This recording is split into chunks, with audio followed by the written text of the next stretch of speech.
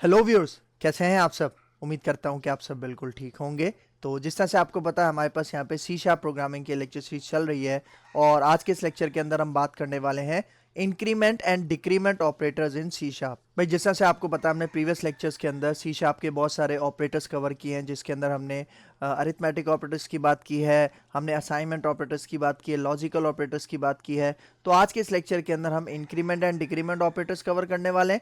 बहुत ज़्यादा important video है, तो आपने मेक श्योर करना है कि इस वीडियो को एंड तक वॉच करना है, ताकि आपको इसका कंप्लीट कॉन्सेप्ट समझ में आ सके। तो वीडियो को स्टार्ट करने से पहले एक छोटी सी रिक्वेस्ट कि अगर आप मेरे चैनल पे फर्स्ट टाइम आए हो और अभी तक आपने मेरा चैनल सब्सक्राइब नहीं किया, तो चैनल भी सब्सक्राइब कर लो। इसके साथ साथ बेल का आइकन भी प्रेस कर लो, क्योंकि और भी बहुत सारी वीडियोस इस लेक्चर सीरीज के अंदर आने वाली हैं। तो मैं हूं आपका सर मोहम्मद आदिल, और अब हम अपना लेक्चर स्टार्ट करते हैं।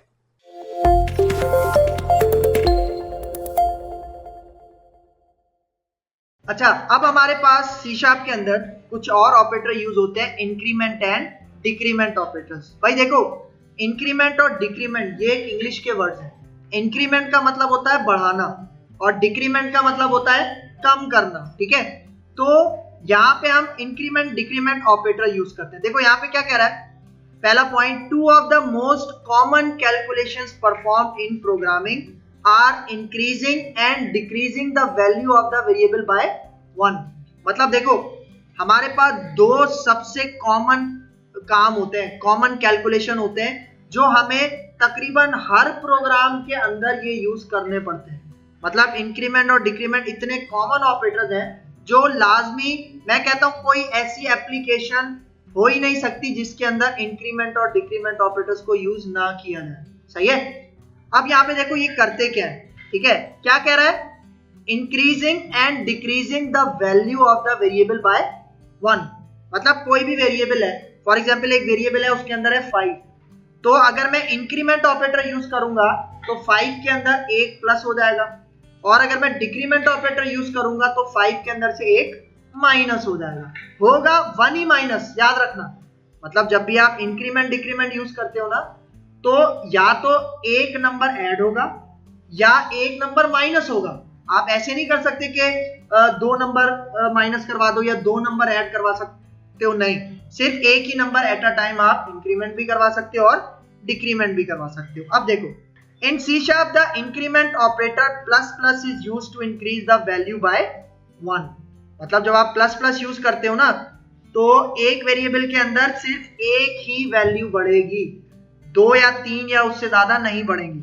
फिर इसी तरह अगर आप डिक्रीमेंट यूज करते हो, डिक्रीमेंट ऑपरेटर कौन सा है, माइनस माइनस, जो कि एक ही वैल्यू क्या करेगा, डिक्रीज करेगा।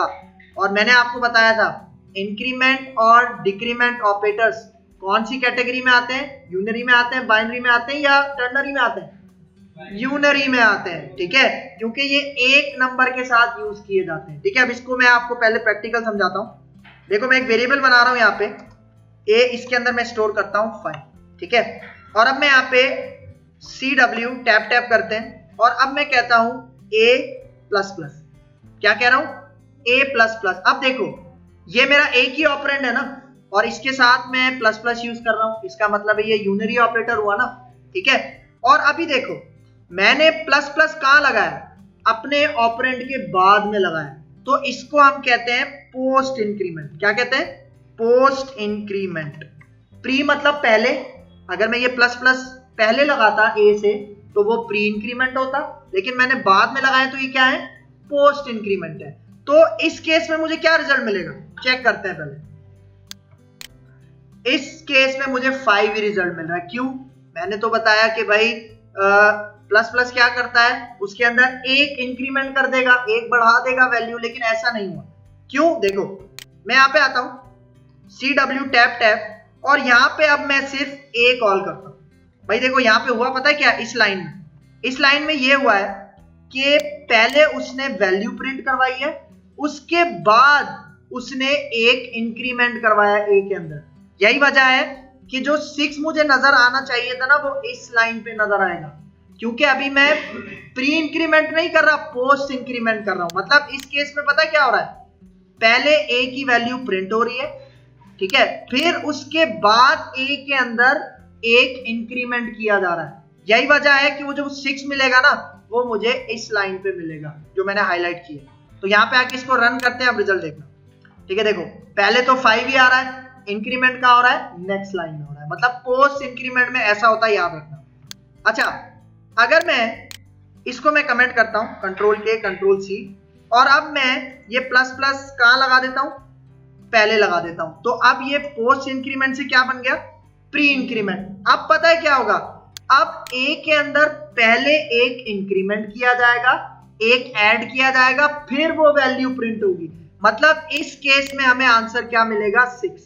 सही है, तो देखो यहां पे आके रन करते हैं, क्या आंसर मिल रहा है हमें, 6। ठीक है, तो ये एक कॉन्सेप्ट था प्री इंक्रीमेंट और पोस्ट इंक्रीमेंट। अब सेम इसी तरह प्री डिक्रीमेंट का कॉन्सेप्ट भी और पोस्ट डिक्रीमेंट का कॉन्सेप्ट भी है। भाई देखो, अगर मैं यहां पे आके ए माइनस माइनस करता हूं, तो अभी ये हो जाएगा आपके पास पोस्ट डिक्रीमेंट। क्या हो जाएगा, पोस्ट डिक्रीमेंट। और अभी यहां पे क्या रिजल्ट आएगा, क्योंकि देखो मैंने नेक्स्ट लाइन कमेंट की हुई है, अभी यहां पे क्या रिजल्ट आएगा, यहां पे 5 ही आएगा अभी। ठीक है, देखो इसको रन करते हैं तो आप रिजल्ट देखना, मतलब उसने एक वैल्यू माइनस नहीं की 5 से, क्योंकि पोस्ट डिक्रीमेंट यूज किया।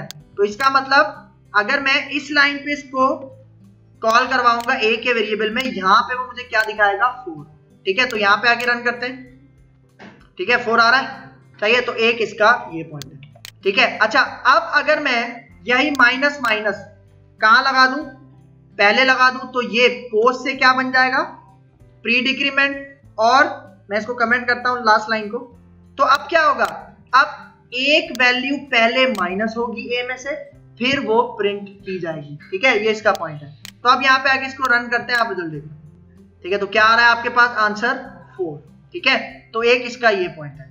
ठीक है, अच्छा अब अगर मैं इसकी एक रियल लाइफ एग्जांपल बताऊं, ठीक है, रियल लाइफ एग्जांपल क्या होती है, भाई देखो हमारे पास फॉर एग्जांपल मैं कोई एम्प्लॉय ऐड कर रहा हूं। ठीक है, मेरे पास एक GUI एप्लीकेशन है, ग्राफिकल यूजर इंटरफेस की एक एप्लीकेशन है, उसके अंदर मैं एम्प्लॉइज इंसर्ट करता हूं अपने डेटाबेस में। मतलब मेरी एक एप्लीकेशन है जो मेरे एक कंपनी में चल रही है, वहां पे बहुत सारे एम्प्लॉइज हैं और हर दिन कोई नया एम्प्लॉय हायर किया जाता है, तो इसका मतलब डेटाबेस में उसकी एंट्री करनी पड़ती है ना।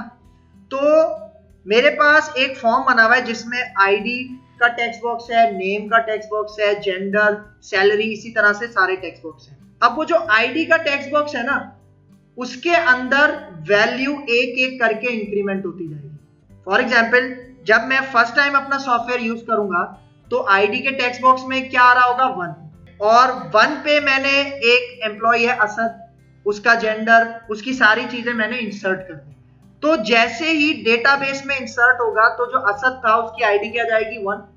सही है, लेकिन जैसे ही इंसर्ट हो जाएगा असद का डेटा, तो 1 के अंदर एक क्या हो जाएगा, इंक्रीमेंट हो जाएगा। इंक्रीमेंट हो जाएगा तो टेक्स्ट बॉक्स में अब 1 शो नहीं होगा, क्या शो होगा, 2 शो होगा।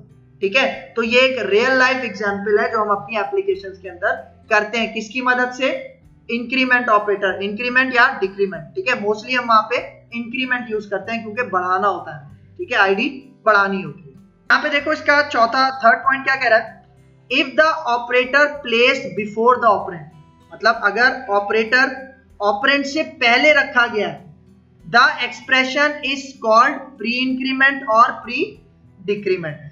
If the operator is placed after the operand, the expression is called post increment और post decrement। ठीक है, ये इसका कॉन्सेप्ट है। तो भाई ये था हमारा आज का lecture, increment and decrement operators in C sharp programming. उम्मीद करता हूँ कि ये लेक्चर आपको बहुत अच्छे समझ में आया होगा। अगर इस लेक्चर के वाले से कोई भी कंफ्यूजन है तो कमेंट बॉक्स से मुझसे जरूर पूछ लेना। तो अगर आपको मेरी वीडियो पसंद आई है तो मेरा चैनल लाइक कीजिए, शेयर कीजिए, सब्सक्राइब कीजिए और मुझे अपनी दुआ में याद रखिए। तो मिलते हैं इंशाल्लाह नेक्स्ट लेक्चर में, तब तक के लिए दीजिए इजाजत। अल्लाह हाफिज।